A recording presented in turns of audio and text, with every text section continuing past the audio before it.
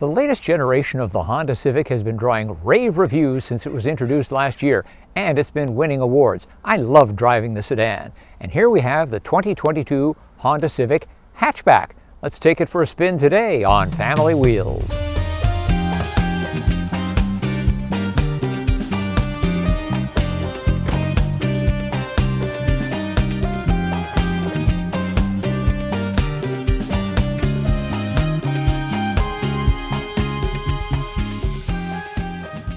I'll give you a few seconds for your eyes to adjust to a color Honda calls Boost Blue, but should be named Hot Wheels Childhood Memories.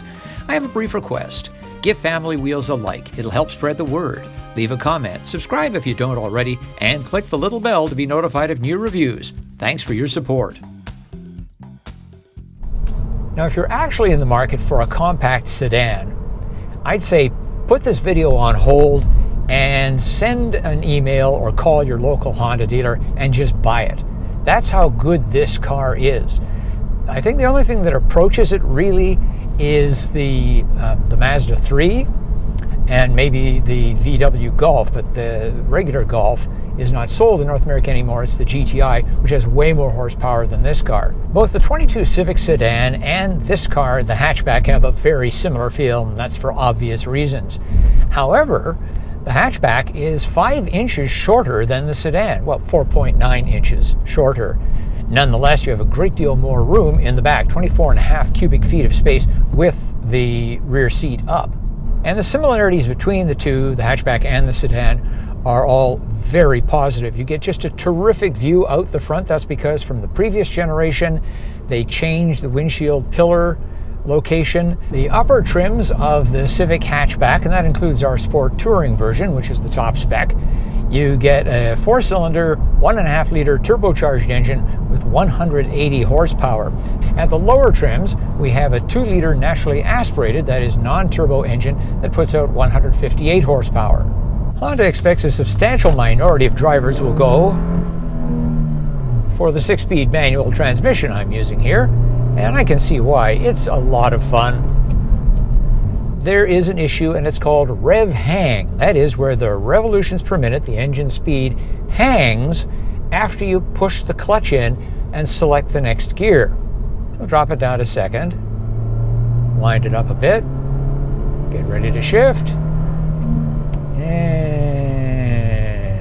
there. It took about 2 seconds plus. If I don't wait for the revs to come down and just drop the clutch out in the next higher gear, it shaves off about 1,000 revs. In Canada, the top-level Sport Touring version and the Sport trim have the higher horsepower turbo engine.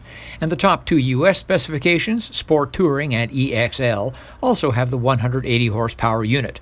Of note, the less powerful 2-liter engine uses more fuel than the turbo, and the manual transmission in all trims is less fuel efficient than the continuously variable automatic. At the upper trim levels, you get a lot of features built in. We have a sunroof, and it's an excellent sunroof. It starts well ahead of the driver and front seat passengers, so you can actually appreciate some of the light and perhaps air coming in. 9-inch touchscreen instead of the 7 that is standard. And on this vehicle, we have a heated steering wheel, fully digital adjustable instrument cluster. You can set it up any number of ways. There's wireless phone charging, also wireless Apple CarPlay and Android Auto. They're both wireless. At this level, the sound system is upgraded. It's by Bose. Here on the driver's side, the adjustability has overcome what I found to be a literal shortcoming with Honda seats over the years. It seems that every Honda I ever sat in, the seat cushion, the seat pan that is, was always felt a bit short for my long legs. Not here, and that's because of the option that allows you to tilt it up a little bit in the front, and that catches the leg, gives it the support it needs. Well, let's check out the sound isolation by driving up Elliott Street. This is where we would be getting a lot of the harmonics coming through from just little variations in the road surface, and the Civic really has no vices in this area. And particular credit to Honda for the engine noise isolation. Now, it's nice to hear the little 4-cylinder when you wind it up, but it is still well isolated from the driver so that it's not irritating. It doesn't wear on you. Like the sedan, the Civic Hatchback has a clean and engaging design. Gone are the weird, transformer-like details of old. Honda has made the Civic handsome in the image of its larger sibling, the Accord. The interior is highlighted by a honeycomb strip across the dash, incorporating the vents. Controls are a perfect mix of buttons, knobs, and touchscreen.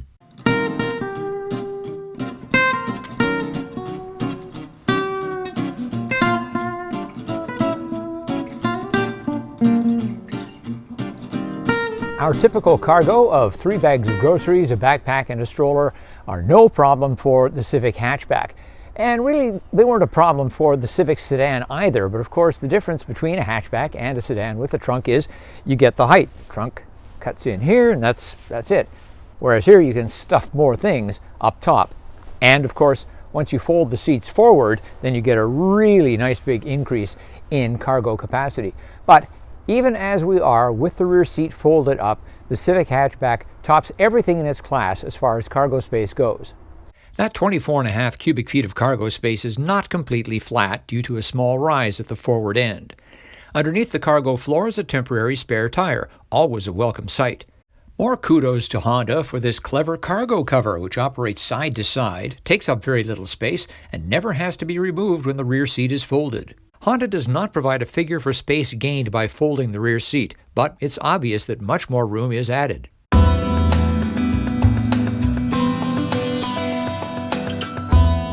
And it's another win for the Civic in the child seat department. We've got our rear-facing child seat in the back. It's the one that takes up the most room.